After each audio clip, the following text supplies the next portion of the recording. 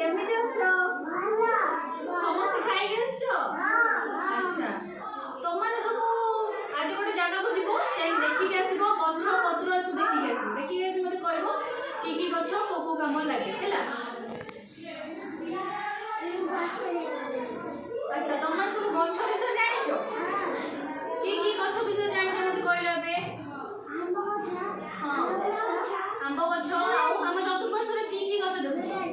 ହଁ କୁହ ସବୁ। ପଣସ ଗଛ, ଫୁଲ ଗଛ, ହଁ ଆଉ ତୁଳସୀ ଗଛ,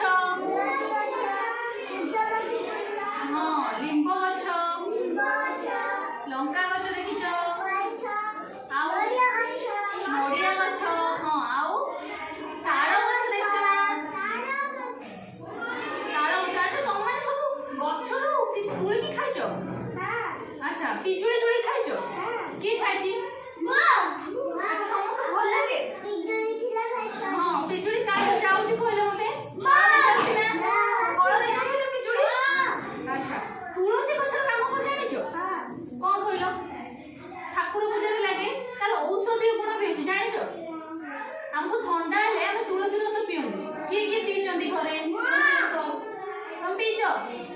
ହଁ ଥଣ୍ଡା ହେଲେ ଆମେ ତୁଳସୀ ରସ ପିଅନ୍ତି। ଆଚ୍ଛା ନିମ୍ବ ରସରେ ବି ଗୋଟେ ଆମର ଔଷଧୀୟ ଗୁଣ ଅଛି ଜାଣିଛ? ଆଉ ଗୋଟେ ଗଛ ବିଷୟରେ ଜାଣିଛ ଯାହାର ଔଷଧୀୟ ଗୁଣ ଅଛି? ତମମାନେ ପଡ଼ିଗଲେ ହାତ ଗୋଡ଼ ଛିଡ଼ିଗଲେ ଅରଖ ଗଛ ଦେଖିଛ? ଅରଖ ଫୁଲ ଦେଖିଛ? ସେ ଅରଖ ପତ୍ରରେ ଯୋଉ କ୍ଷୀର ଥାଏ, ହଁ ଆମେ କଣ କରନ୍ତି? ହଁ ଗୋଡ଼ ଲଗାନ୍ତି, ଗୋଡ଼ ଭଲ ହୁଏ। ସେଟା ଗୋଟେ ଔଷଧୀୟ ଗଛ ଆମର। ଆଚ୍ଛା ଆଉ ବଡ଼ ବଡ଼ ଗଛ କେଉଁମାନେ ଦେଖିଛ? ଆମ୍ବ ଗଛରେ କଣ ହୁଏ? ଫଳ ହୁଏ। ହଁ ଆମ୍ବ ଗଛ ବଡ଼ ଗଛ। ସେଗୁଡ଼ା ଆମର ଦି ପ୍ରକାର ଗଛ ଅଛି, କିଛି ଛୋଟ ଗଛ ଅଛନ୍ତି ଆଉ କିଛି ବଡ଼ ଗଛ ଅଛନ୍ତି। ଯେ ଛୋଟ ଗଛ ଯେମିତି ଆମର ହେଲା ବଡ଼ ଯୋଉଟା ଛୋଟ ହୁଅନ୍ତି ତାର ଉପରକୁ ଯାଆନ୍ତିନି, ଆଉ କିଛି ବହୁତ ବଡ଼ ହୁଅନ୍ତି, ବହୁତ ବଡ଼ ଗଛ ଯେମିତି ବର ଗଛ। ହଁ ପାଣି ଦେଲେ ଗଛରେ ସେ ବଡ଼ ହୁଏ। ଆମର ହଉଛି ମାଟି ଦିଆଯାଏ, ପାଣି ଦିଆଯାଏ। ବର ଗଛ ଆମର ଅଛି। ବର ଗଛ କଣ ହୁଏ ଜାଣିଛ? ଆମକୁ ବର ଗଛ କଣ କରେ କହିଲ? ଆମର କୋଉଭଳି ଆମକୁ ସାହାଯ୍ୟ କରେ ବର ଗଛ ଆମ୍ବ ଗଛ ଏଗୁଡ଼ାକ ଆମକୁ କୋଉଭଳି ସାହାଯ୍ୟ କରନ୍ତି